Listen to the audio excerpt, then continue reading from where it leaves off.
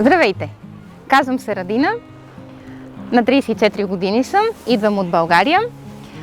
Въпреки че голяма част от живота ми повече е прекарана тук, отколкото в родния ми град Монтана. Намира се в северна България.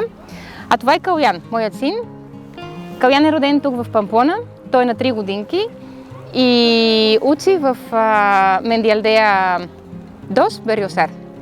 Модело де Еускера. Да, осмелихме се, колкото и странно да звучи, българче, родено в Памплона и да учи Еускера.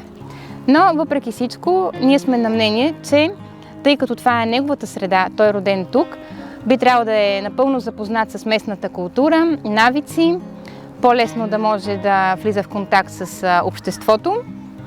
И реално погледнато, дори е доста добре интегриран в училище, тъй като винаги отива доволен, връща се доволен, пее ни песнички, чувства всичко като свое, майчино, родно, защото ние му даме възможността от много малък да започне да разбира Еускера като негов роден език.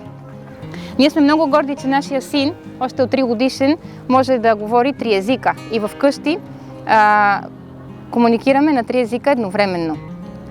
И най-вече, че нашият син ще познава местната култура, навици и обичай и ще се чувства част от този екип и от тази страна.